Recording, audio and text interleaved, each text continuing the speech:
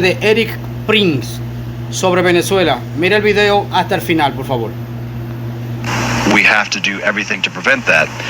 And to think of what's happened in Venezuela, there's a reason that Venezuela was called El Dorado, the city of gold, because there is unbelievable natural wealth in the ground.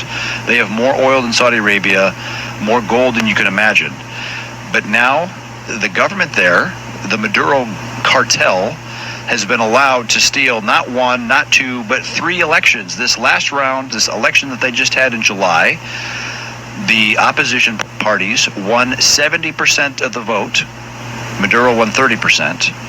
And all the diaspora, all the people that have left Venezuela, that are living in the United States or Mexico or Colombia, Peru, are not permitted to vote.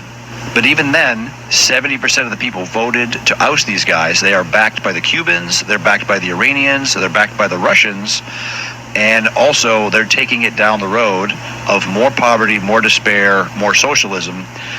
And to me, it's very concerning because what they've done, the goal of kind of a state capture of a political party to where there's really not elections anymore, it's kind of what happens in California when the Democrats win those elections and the people in California are stuck with it. Now, a lot of them are voting with their feet, just like the people in Venezuela are voting with their feet and leaving.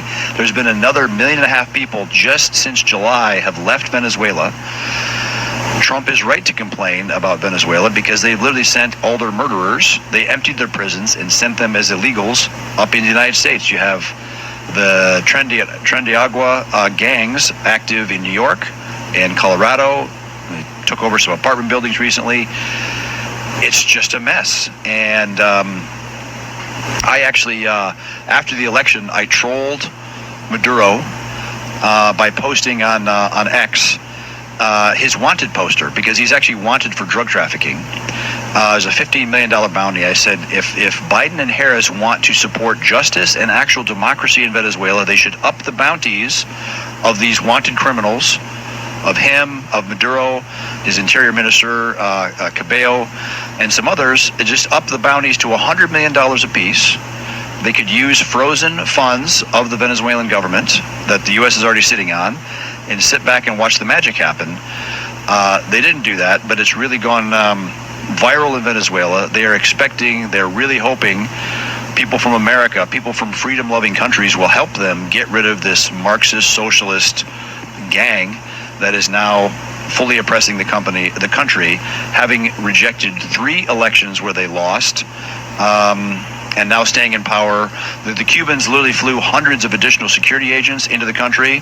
The Iranians are there in force, as are the Chinese. So it's the Monroe Doctrine is definitely dead by the United States allowing this kind of nonsense to continue. And it does affect us because it pushes more and more people from Venezuela into the United States. Some are great, some are not so. Acaban de escuchar a ERIK haciendo una gran locución acerca de estos tiranos que están en Venezuela, y habla también de países que lo apoyan como Rusia, que más lo apoya, Nicaragua, estos países que reina la dictadura. Algo realmente que es una verdad lo que dice ERIK. Vamos a compartir estas palabras de ERIK que son poderosas y que traen esperanza al mundo y a Venezuela. Así que vamos a compartir, señores. No todo está perdido. Todavía hay una esperanza, ¿ok?